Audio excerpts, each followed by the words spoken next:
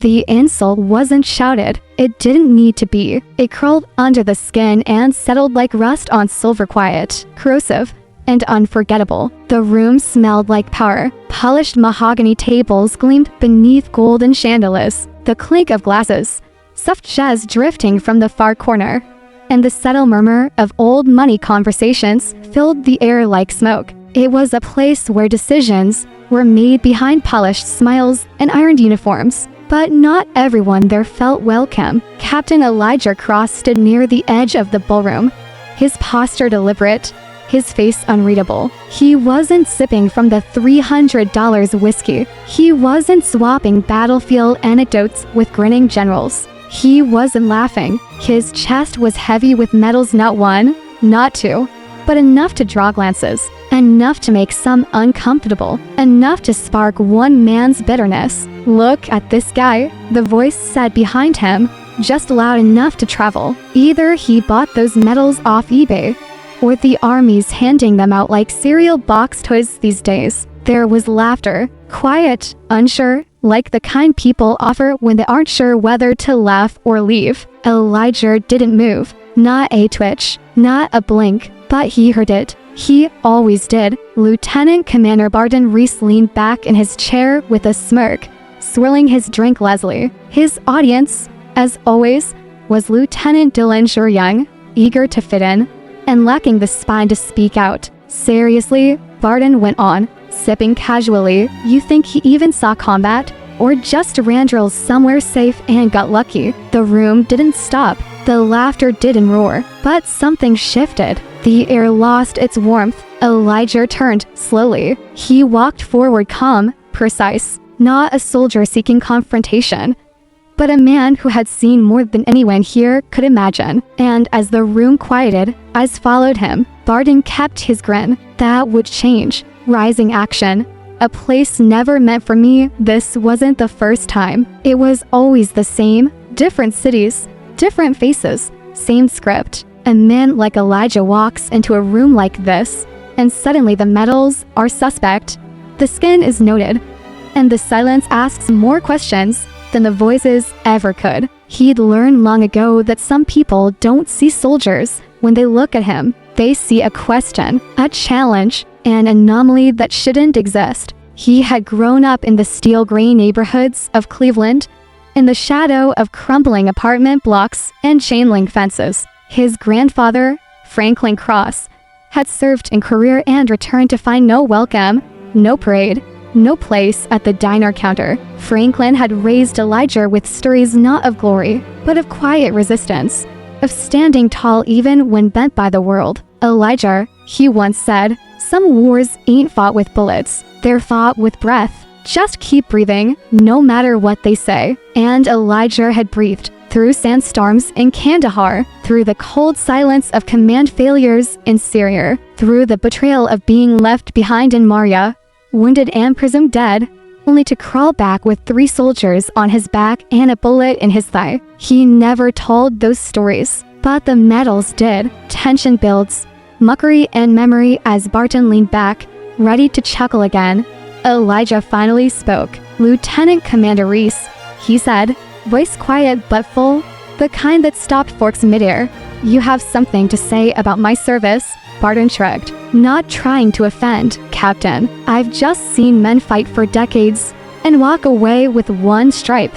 And then there's you. You walk in draped in gold. Forgive me for being skeptical. No one laughed now. Dylan stared at his drink. General Miles Harrington, sitting across the room, looked up. Colonel Adrienne Locke turned her head, her jaw tight. Elijah didn't respond right away. He reached for his glass, placed it gently on a table. Then he stepped forward, 1 step, just enough. You know what this one's for? He tapped a medal with 2 fingers, carried Corporal Reyes through for 100 meters of open fire after an ambush in Helmand. I was hit. He was dying, but I got him out. He lived. Barely. I still dream about that day. He tapped another, took out a sniper nest alone, was supposed to have backup. They never came. To dead before I made the climb. 1 shot later, I was alone up there for 12 hours until evac could reach me. He paused, This one, he said, voice lowering, was given posthumously. Barton blinked. But you're alive. It was meant for me, Elijah said. They thought I died, left me behind. I crawled 5 miles through mine-laced ravines to get back. They had already sent the condolence letter to my mother. The room was silent. This section flashes back in vivid detail to Elijah's fateful mission, where he was left for dead. Descriptions of the battlefield, his injuries, and the hallucinations that plagued him as he crawled to safety highlight the physical and emotional cost. He had woken under burning metal, his leg pinned, radio cracked. The sound of gunfire had long passed, but the echo remained in his bones. Days without water, maggots in his bandages, the sun blinding and cruel. But he crawled. He crawled because to die would be too easy. And Elijah Cross had never taken the easy path, not when his name, his skin, and his silence had always been counted against him. When he returned, his superiors didn't know what to say. Some were shocked, others ashamed. But Elijah didn't need their words. The only thing he needed was to stand here, tonight, and shaken, back in the ballroom. Elijah reached into his coat pocket. He pulled out a faded dog tag, rusted, dented. This belonged to Franklin Cross, he said. My grandfather fought in Korea, never received a single medal, denied his benefits, denied a seat in his country's own restaurants. But he still wore this uniform, with pride. Elijah looked Barton in the eyes unflinching. So tell me, Lieutenant Commander, what have you done to earn the uniform you mock? Barton's jaw clenched, his lips parted, but no words came. Not now, not after that. Everyone was watching, not to ridicule, not to revel, but to reckon. The room had changed, and Barton Reese felt it settle on him like a judgment. The ceremony went on. Awards were given, speeches were made, but Barton was silent, his smirk gone, the drink untouched in his hand. He watched Elijah walk away, not triumphant, not smug, but steady. That's what Barton remembered most, the stillness, the control, and the way Elijah never asked for respect. He earned it. Respect isn't a medal. It's not stitched onto a uniform or handed out at ceremonies. It's the weight you carry, the scars you don't show, and the truths you don't need to shout. Some men talk, others walk through fire, and when the fire fades, only one kind of man is left standing. The first bullet didn't just shatter silence, it shattered the illusion of control. Beneath a sky scorched by desert sun, surrounded by hills whispering death, Sergeant Marcus Dillon didn't flinch, but his unit did. They scattered, and for the second time in his life, Marcus realized it wasn't just bullets you had to survive. It was betrayal. The night after the banquet, silence called around Marcus Dillon like a second skin. He sat in his modest apartment tucked in the old quarter of Harborview, a coastal military town lined with rusted naval yards and smoke-stained brick buildings. The kind of place where every corner had a story, at most weren't told. On his cluttered desk, papers lay untouched commendations, medals, discharge forms, proof, some would say, that he'd made it. Marcus knew better. Outside, the gulls call over the sea and the foghorn moan low, mournful. But his mind wasn't here. It was back in Javelin Ridge, the ridgeline that had swallowed so many names. It had been his third deployment, his last. They'd called it a recon mission, a quick sweep. Low heat, they said. Marcus didn't believe in low heat, not in a zone where the wind carried more sand than hope, and every rock might hide an IED or a barrel aimed at your chest. The unit was a mix of seasoned grunts and fresh-eyed recruits, led by Lieutenant Ryan Halbert, a man with a face sculpted by privilege and boots that barely touched dirt. Halbert's kind didn't lead, they delegated. Dillon was his hammer, reliable, unshakable, invisible until needed. That morning, as they loaded into the armored convoy, Halbert gave the usual speech. Move clean, move quick. No heroics. Marcus didn't smile. He just checked his gear, ran fingers over his dog tags. Lawson Dillon, etched deep on one. His grandfather's. They moved out at 0500. The heat by 0600 was already unbearable, but that wasn't what made Marcus uneasy. The map was off, the train to open, and the village they were supposed to sweep looked to quiet. It started with the goats. I heard crossing the road,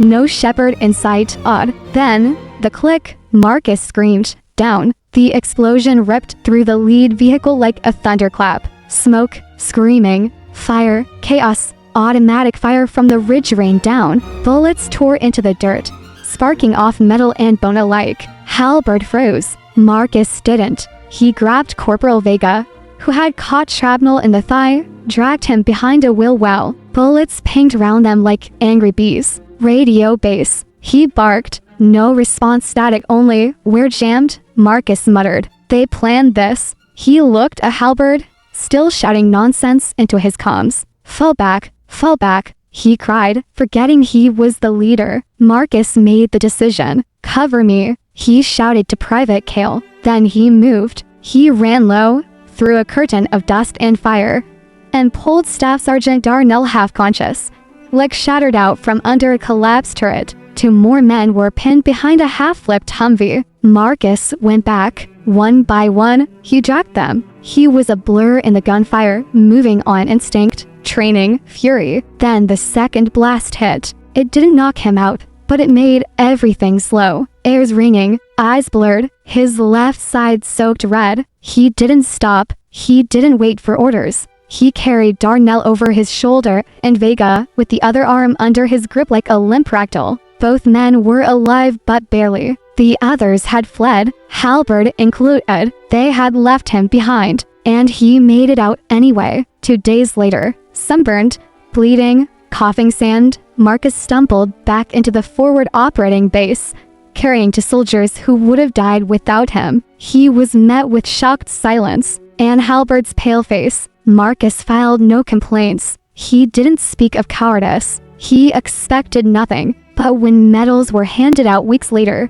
the one for bravery under fire didn't go to him. It went to Halberd, a citation praising calm leadership under duress. The camera flashes never turned to Marcus. He could still hear it, sometimes. The static of that broken radio, the click of the landmine, the silence of being erased. And that night at the banquet, when Ethan Vale mocked his medals, Marcus felt it all return. That same silence, that same dismissal. When the world writes your story for you, sometimes it lies, and sometimes the only way to reclaim your name is to tell it yourself. They left him for dead, his own brothers in arms. And yet, Elijah Kane crawled out of the fire not just to survive but to rise. The forest was quiet now, but Elijah Kane still heard the gunfire, still smelled the curdite in the air, still felt the wetness of blood, his blood soaking into the dirt as night fell over the ridgeline in Cunard province. He lay still, pressing his cheek against the cool earth,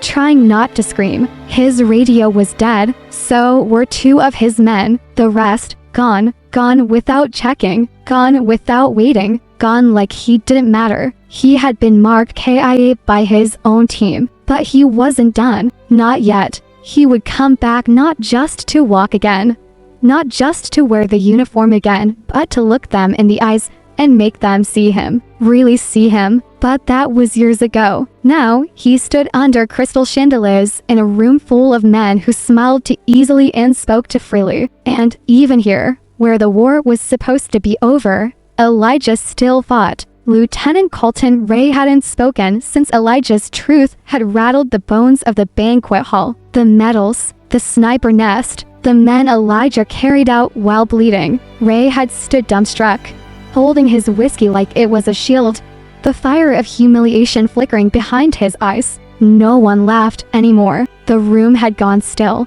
like even the chandeliers held their breath. But Elijah wasn't done, not yet. As the string quartet resumed its background hum, Elijah walked away not out of weakness, but because he had won the kind of battle few men ever did, the kind fought without bullets, in rooms built to forget men like him and Ray. He would feel that silence echoing in his skull for years. Elijah sat alone now at the edge of the hole, his drink untouched. Across from him, an older man approached his walk deliberate, coat perfectly pressed.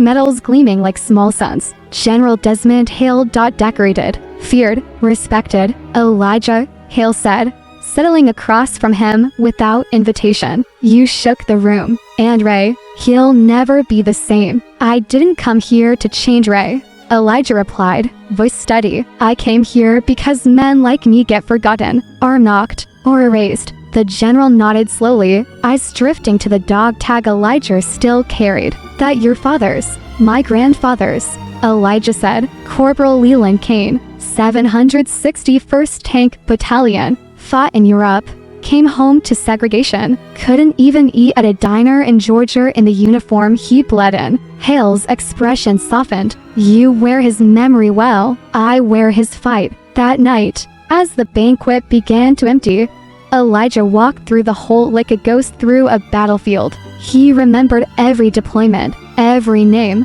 every whisper behind his back.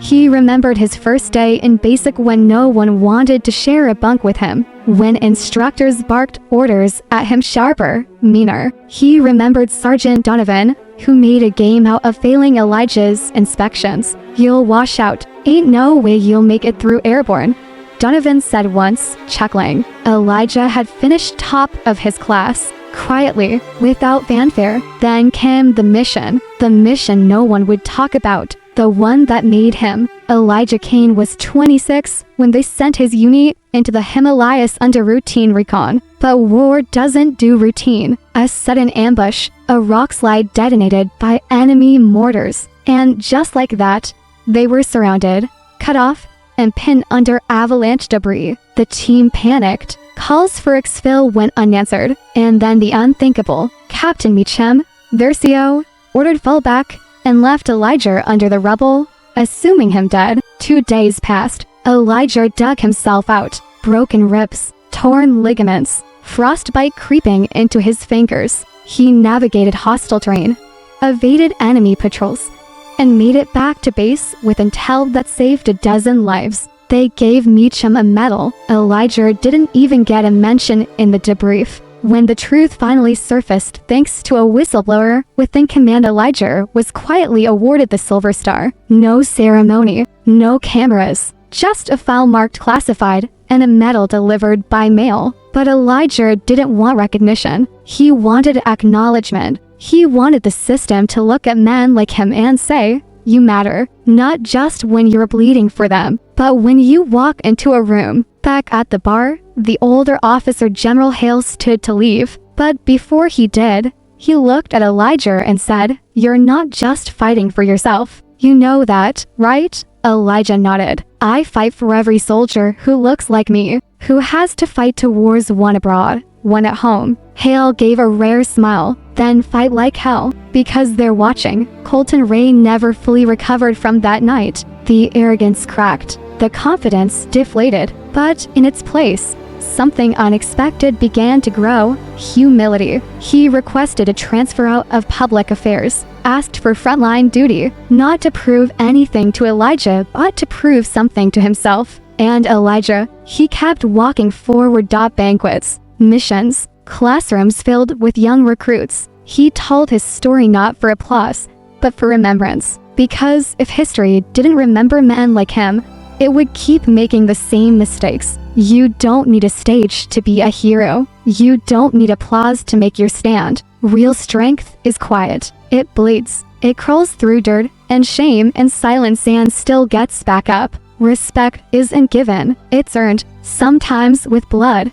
sometimes with truth, and sometimes with silence that speaks louder than a scream. In rooms lined with crystal and authority, one man stood with medals they said didn't belong to him. But as truths rise and masks slip, some silences carry more weight than shouts, especially when history stands in the flesh. The clink of glasses, the hum of distant jazz, the swish of polished leather shoes across aged oak. The celebration was still ongoing. On paper, it was a night to honor service and sacrifice.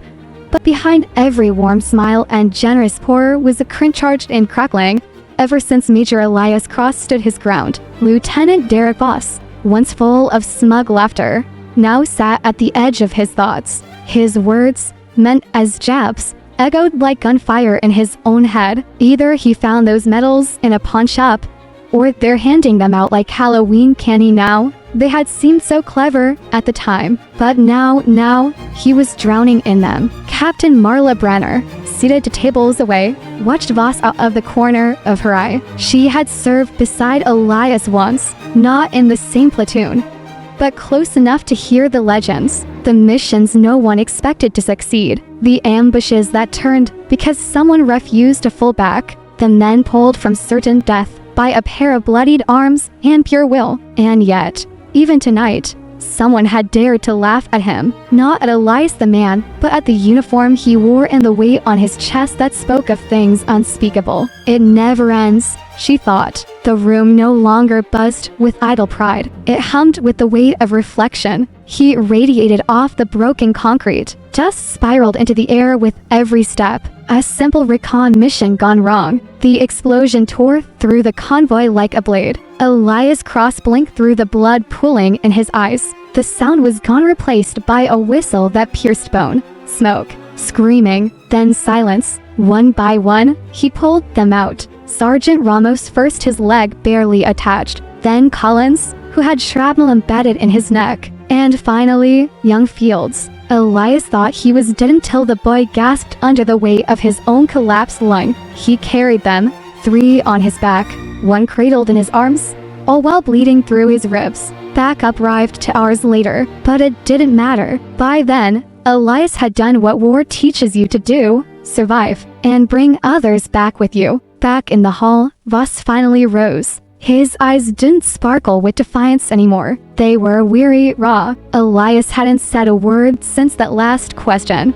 So, tell me, Lieutenant, what have you done to earn the uniform you mock? The words had bitten deeper than any insult. Voss moved toward Elias, each step weighed down by more than polished boots. Major Cross, he said, voice hoarse. May I speak with you? Elias turned his gaze slowly, controlled, calm, like a man who had seen far worse than awkward apologies. I don't think the words you want are the ones you need, Elias said, his voice low, steady. But I'm listening, Voss swallowed. And then, quietly, he said, I judged what I didn't understand. I mocked what I couldn't match. I was wrong. The silence that followed was thick, not with judgment but with consequence. Elias reached into his pocket. From it, he pulled a battered, scratched tag. He held it between his fingers, not for show, but for memory. This belonged to my grandfather, he said. Isaiah Cross fought in the 761st Tank Battalion and all-black unit in World War II. They called them the Black Panthers. You know what they got when they came home?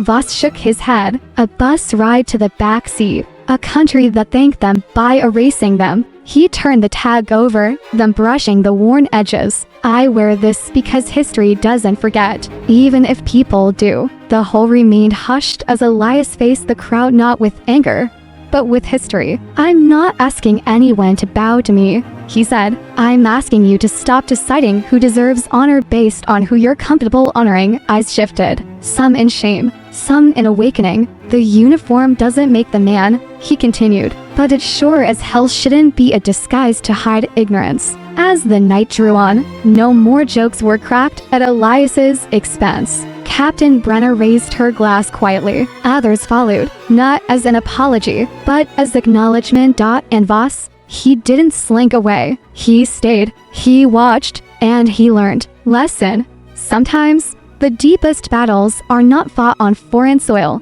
but in the hearts of men who must decide what kind of legacy they leave behind. Real respect cannot be demanded or faked. It must be earned, carried, and sometimes defended in rooms filled with whispers and doubt. In the still morning, after storms of pride and prejudice, a different war begins, the one for memory. But when a man's truth rises above slander, and silence gives way to courage, legacy becomes louder than any lie. The Charleston Veterans Museum, once a modest institution tucked between the shadows of tall banks and older churches, now buzzed with energy it hadn't seen in years. Word had spread first quietly, then like brushfire, about the man in uniform, the confrontation, the dog tag. It wasn't just gossip, it was revelation. Major Elias Cross had become a symbol, not because he wanted to but because he endured long enough for the country to notice. A new exhibit was being unveiled.